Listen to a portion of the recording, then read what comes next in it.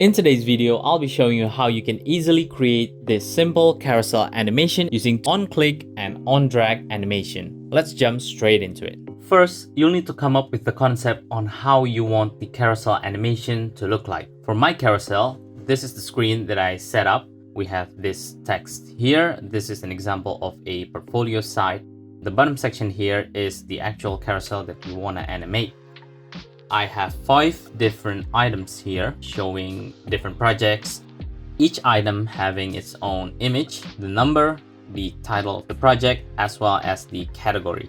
If I uncheck clip content here, the rest of the content overflows. I want it so that the highlighted items, which is the centerpiece here, is larger than the rest. The only change I make only on the thumbnail image. So if you see the other items here, this number 4, I have it 320 by 240. Same for the other ones, whereas the main one, I have it 480 by 320.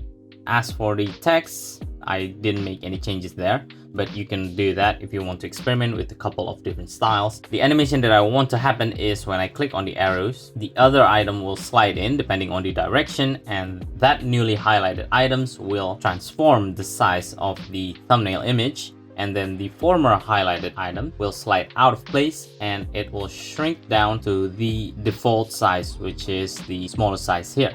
Next, you want to have all your items here, and initially I have them using auto layout to ensure consistent spacing, but once I have them all in the right position, I just remove the auto layout. I'll drag it outside here so you can see better, add some fill to it. Now you see that I have each item spaced 16 pixels between each other. I'll take you to the left side here, which is the setup that I already have for the prototype. So we have 5 different states because we have 5 different items. Slide number 1, it's going to have the item number 1 as the highlighted piece, and number 2 for item number 2, and so on. For item number 1, I want the number 1 to be bigger, so change the styling of the item number 1 to be that highlighted style, and then change the rest to this default size. And also you want to make sure that they're in the correct position. So number 2, you just drag the whole thing a little bit to the left side.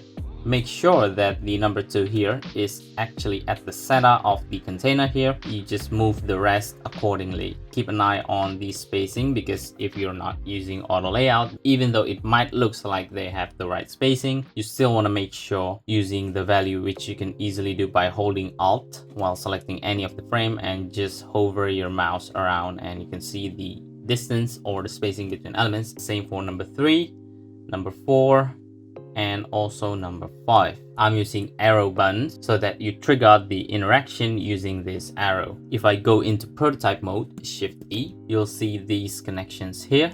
So slide number 1, obviously you don't have any more items to the left side. The right arrow, you want it to trigger to the variant number 2. So you just add that interaction, make sure that the trigger is on click. Action is navigate to. You want to put in smart animate.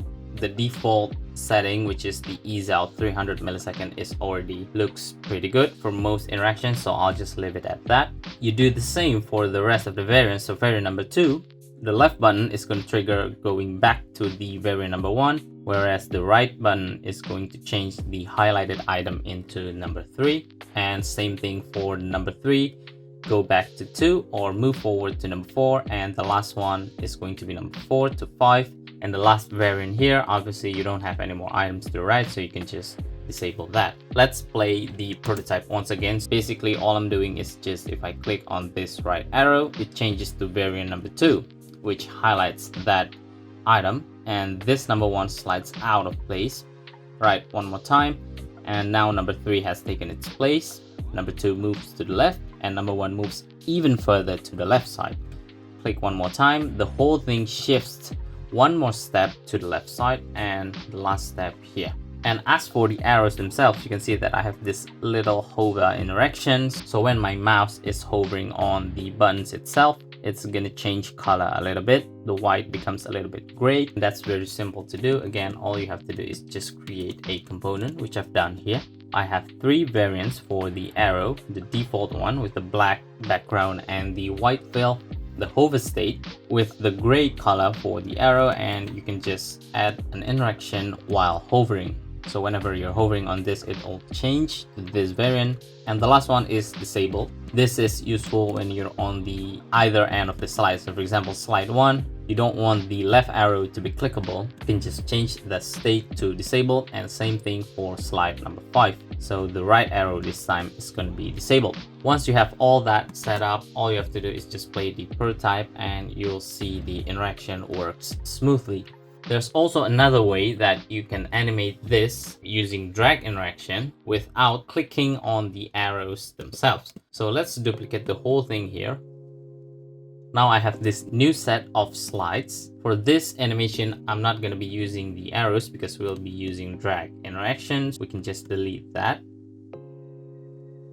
Now we can add a on drag interaction from the actual frame itself that we are going to be dragging. So in this case, it's not going to be the parent container here, which contains all of the items, but instead I'm going to add an interaction from the actual item here. So first slide is going to be item number 1, and when I drag item number 1 out of place, I want this to smoothly transitions into this state over here. So number 2 size is going to slowly grow, and number 1 is going to slowly shrink to the default size and also move over to the left to give space for number 2 to be in the center. So you can just add the interaction to the slide number 2, make sure that the trigger is on drag, and make sure you also have smart animate. Number 3, we can just add the same interaction here from number 2, and number 3 to number 4,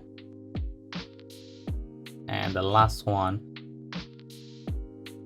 Now let's play this one more time. In this one, we can drag. You can see how I'm holding my mouse and I can drag it slowly to the left side here to give that same effect or animation when you're swiping a carousel on a mobile phone. So number 2, I can drag this to number 3.